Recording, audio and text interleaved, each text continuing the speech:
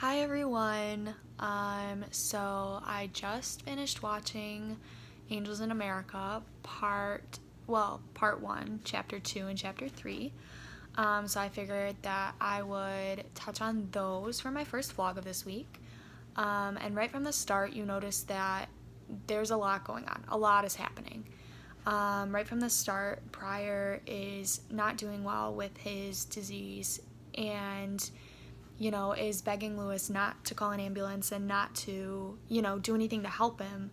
But you can tell that Lewis cares enough and calls an ambulance and helps him, which is a lot different than what we saw, last week in the first part of the movie, which is when, Pryor was like, hey, I'm dying, and Lewis was kind of like, ooh, like, I don't know what to do. Like, he was essentially emotionless, and we have seen a lot of change with that.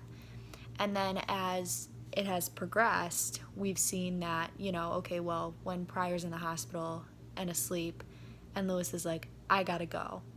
So, honestly, I think in some respects, it's not, it's really not that Lewis doesn't care for Pryor and Lewis doesn't love Pryor. He's afraid of losing him and doesn't want to be around and, lose him more. It's like an ongoing battle within himself of what's right and what's wrong in this situation. And then on top of that, he's kind of self-sabotaging himself, like when he went to the woods after he left the hospital, and just he's putting himself in situations that aren't really helping him in a way. They're just making, him feel worse about what's going on. And then on the flip side of that, you see between Joe and Harper that there's a lot of tension still. Harper is, still a mess, still seeing visions. She doesn't know what to do with herself ever. And Joe has come to the conclusion, like a lot of us had predicted last week, that, he's homosexual. And he's in Central Park and calls his mom, and his mom almost didn't believe him that, he was homosexual. She was like, you're being dramatic about your dad.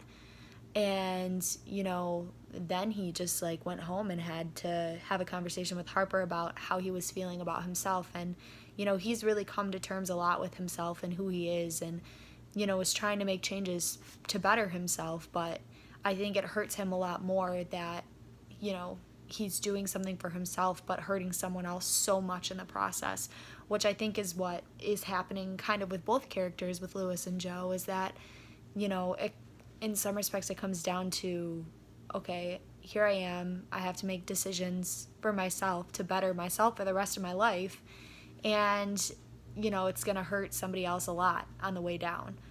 And, how the characters are handling that is becoming a very, very tense situation between a lot of people. And, when you get into chapter 3, you notice that, Lewis is talking to a friend of his and Pryor's and is kind of like, it's not that I don't love him, it's that I don't know how to deal with what's going on. And, that really was just kind of said it right there, that he's got a lot to figure out, but it's not that he doesn't want to figure it out. It's just he doesn't know how. But I'm excited to see how this unravels, and I will give more details on Thursday.